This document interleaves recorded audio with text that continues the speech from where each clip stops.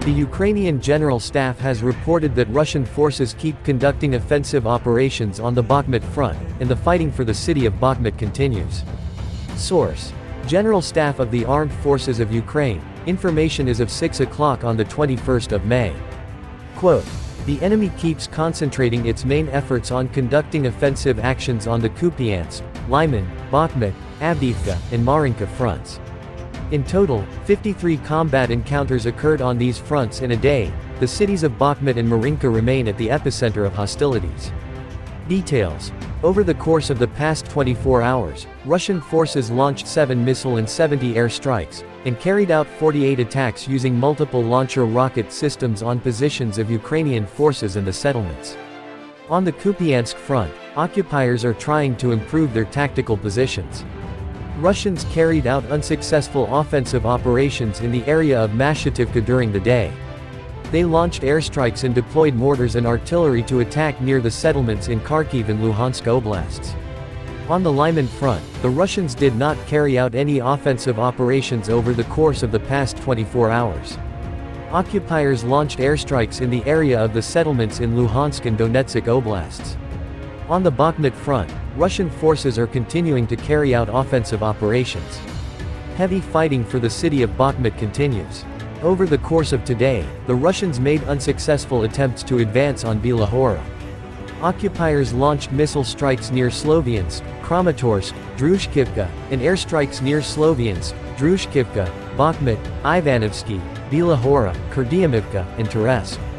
The settlements in Donetsk Oblast were affected by the attacks. On the Avdiivka front, the Russians carried out offensive operations in the areas of Novokulinov and Severn but had no success. Invaders launched an airstrike near Avdiivka, and deployed artillery to attack the settlements in Donetsk Oblast. On the Mariinka front, Ukraine's Defense Forces units repelled numerous Russian assaults near Mariinka. Occupiers launched airstrikes in the area of Krasnohorivka and Mariinka. At the same time, Hostre, Georgivka, Mariinka, and Peremogha in Donetsk Oblast came under Russian fire. Over the course of today, Russian forces undertook unsuccessful offensive operations in the area of Novomikhailivka on the Shakhtarsk front. They also conducted airstrikes on Vuhledar, and Prekostivka. Paraskoviivka, Kostantinivka, Novomikhailivka, Novokranka, Vuhledar and Prekostivka came under Russian fire. Russian forces are on the defensive on the Zaporizhia and Kherson fronts, but they attacked more than 40 settlements. Ukrainian aircraft carried out 10 airstrikes on areas where Russian military personnel and equipment were concentrated. Ukraine's air defenses downed 4 strike and 7 reconnaissance UAVs of different types.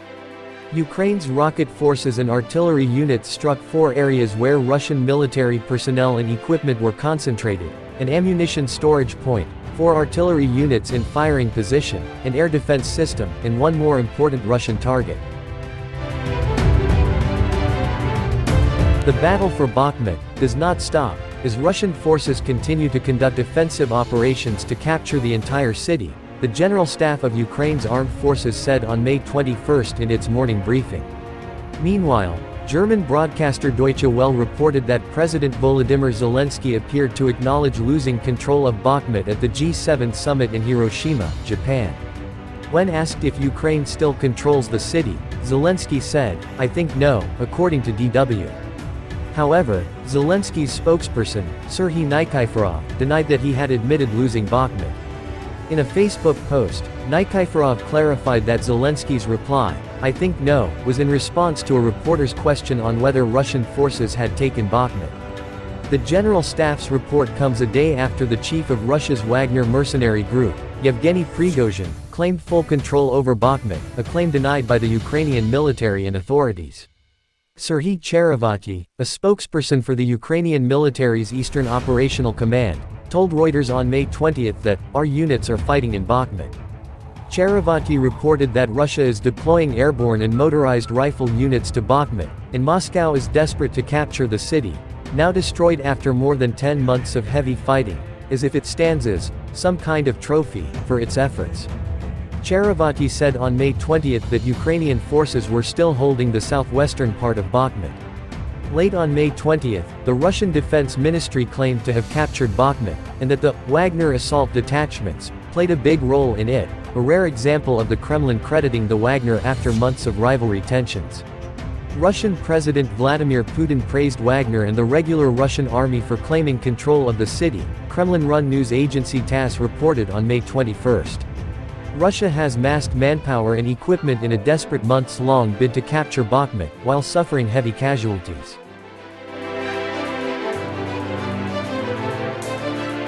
In the past 24 hours, Ukraine's defense forces have launched 10 airstrikes on Russian personnel and military equipment clusters.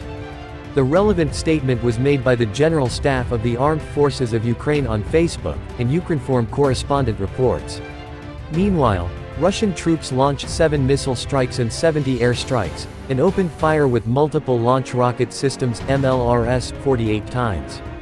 Casualties among civilians were reported, residential houses and other civil infrastructure were damaged or destroyed. According to the General Staff, the threat of Russian missile and air strikes is persisting all over Ukraine, as the enemy continues to use the tactics of terror. Russian invaders are focusing their main efforts on the Kupiansk, Lyman, Bakhmut, Avdiivka and Mariinka directions. Over the past day, a total of 53 military clashes have occurred there. The Donetsk region's Bakhmut and Marinka are remaining the epicenter of hostilities. In the Volyn and Polishcha directions, the operational situation remained rather unchanged. No enemy offensive groupings were detected. In the Siversky and Slobozansky directions, Russian troops continue maintaining military presence within the areas bordering with Ukraine. Over the past day, the enemy has launched an airstrike near the Kharkiv region's Nestern, as well as mortar and artillery strikes on the Chernihiv region's Holohanivka, the Sumy region's Holishivsky, Volfin, Kindrativka, Unikivka and Uroidi, the Kharkiv region's Udi, Kazaka Lopan, Ternova, Hatish, Vovchansk, Plitanivka, Pokolyan, Nestern, Budarki, Zemlyanki, Ustynivka and Kotny. In the Kupiansk direction, Russian invaders continue attempts to improve their tactical positions. The enemy conducted unsuccessful offensive actions near Mashutivka. Russian occupiers launched air strikes near the Kharkiv region's Kyslivka and Kotlyarivka, as well as artillery and mortar strikes on the Kharkiv region's Topoly, Fyholivka, Novomlinsk, Vorokna, Zapadna, Mashutivka, Kyslivka, Kotlyarivka and Tibavka, and the Luhansk region's Stelmakivka. In the Lyman direction, Russian troops did not conduct offensive actions. The enemy launched air strikes near Yampol, Bilohorivka, Dubrova and Spern, as well as artillery strikes on the Luhansk region's Makivka, Nevsky and Bilohorivka, and the Donetsk region's Torsky, Verkhniokamyansk and Spern. The General Staff of Ukraine's armed forces reported on May 21 that Russia has lost 201,760 troops in Ukraine since the beginning of its full-scale invasion, with an estimated 660 casualties on May 20.